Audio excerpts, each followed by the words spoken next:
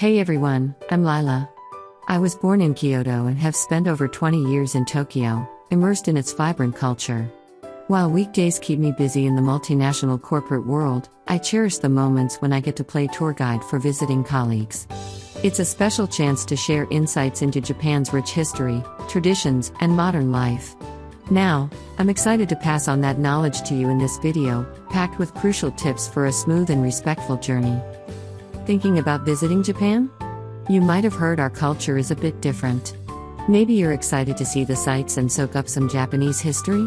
That's awesome. But while tons of folks come to experience Japan, we also want them to have a smooth trip. That's why I want to share 10 handy tips, broken down into 3 categories, on the train etiquette, cultural practice, and social norms. Buckle up, and by the end, you'll understand why we do things the way we do in Japan. Oh, and don't forget to subscribe for more helpful tips, including dos and don'ts at restaurants coming up next. Let's dive in. Category: train and station etiquette, keeping it quiet and considerate. Tokyo can get incredibly crowded. With 14 million residents and an additional 2 million commuters during weekdays, it's a bustling metropolis. Since most of us rely on trains for commuting, it's important to be mindful of not disrupting the smooth flow of travel. That's why there are some unwritten rules for train etiquette. Number 1. Shh. When you're on trains or in crowded places, it's important to keep the volume down and maintain a quiet atmosphere. Even during off-peak hours, it's courteous to avoid loud conversations or disruptive noise. Being mindful of others' need for peace and quiet ensures that everyone can enjoy their journey without disturbance. So, whether you're catching up with a friend or simply passing the time, remember to speak softly and keep the noise to a minimum. Number 2. Don't make phone call. Smartphones are cool, phone calls not so much. Games and browsing are totally fine, but silence the sound. If you get a call, explain you're on the train and we'll call back later, or hop off at the next station. Number 3. Rush hour with big luggage? Not a good mix. Tokyo rush hour is weekdays from 7:30 to 9 a.m. and 5:30 to 7:30 p.m. Consider using a delivery service for your luggage or choose a more spacious car with wheelchair space. A wheelchair space is a corner with no seats, so you don't have to worry about your luggage occupying the doors. Number 4. Sidestep congestion. It's crucial to ensure that you're not obstructing pathways at crowded stations.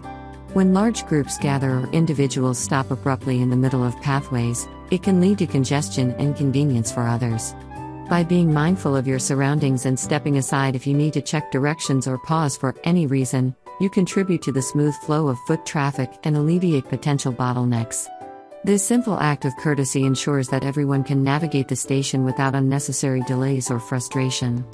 So, whether you're consulting a map or taking a moment to regroup, remember to step aside from the main path to allow others to pass freely.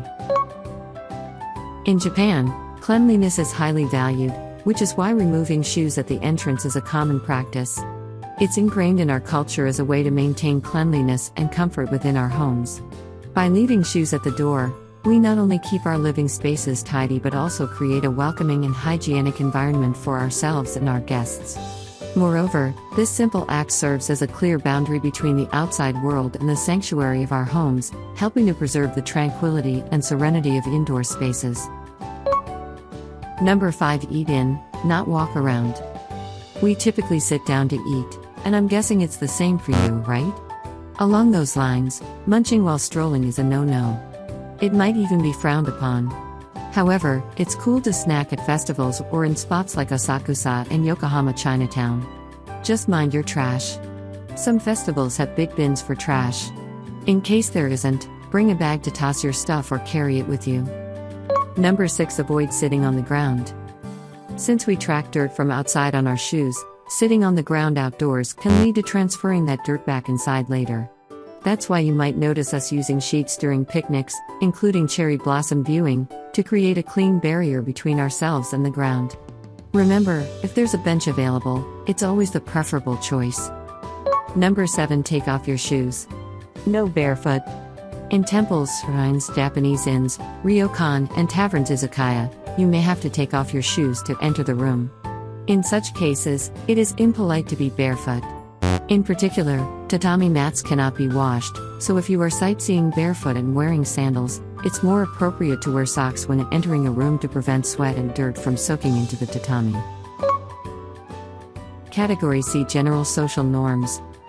Breaking the rules might seem like a quick win for an individual, but in the long run, it can lead to inconvenience for others. In Japan, there's a collective effort to uphold these rules, ensuring that everyone can live comfortably and harmoniously. It's not just about personal gain, it's about fostering a community where everyone's needs and well-being are respected. So, while it might be tempting to bend the rules, it's important to consider the broader impact on those around us and strive to maintain the social order that makes Japan such a pleasant place to live. Number 8. Line up. Don't cut. In Japan, patience is a virtue. When waiting in line, whether at a shop, attraction, or train station, it's important to wait your turn politely. Cutting in line is considered rude. Everyone queues up in order, so don't worry if you can't speak Japanese, just follow the line and wait your turn. This keeps things smooth and respectful for everyone. Number 9. Trash. Take it with you. Japanese streets are clean because we don't litter. If you have trash, find a convenience store, train station, or take it back to your hotel. Recycling bins for cans and bottles are usually next to vending machines, but be careful not to put other garbage in them. Failure to separate them will make recycling difficult. It is natural to throw garbage away when shopping at a convenience store, but it's not desirable from the standpoint of the store to go and only to throw away garbage. Number 10. Red light means stop. This is really important, even when there aren't any cars in sight. We want to set a good example for children, so it's crucial to avoid ignoring signals, especially if there are kids nearby. Jaywalking poses a safety risk for everyone. I recall seeing a tourist near Tokyo Tower getting a warning for jaywalking. Let's prioritize safety and wait for the green light to cross, regardless of how tempting it may be to dash across an empty street. So, that's it for our 10 handy tips. I've ended up sounding like a preachy old woman, haven't I? You might think, ugh, what a hassle. Growing up in Japan, these things aren't enforced but rather become second nature, so we don't even think twice about them. It's because of practices like these that Japan appears orderly, with clean streets and trains running on time. Following these guidelines will make your trip to Japan smoother and more enjoyable, and trust me, it'll make the locals happy too. Remember, being considerate goes a long way. Thanks for watching. If you found this helpful, be sure to give the video a thumbs up and subscribe to the channel for more Japan travel tips and insights. Domo arigato. Thank you very much.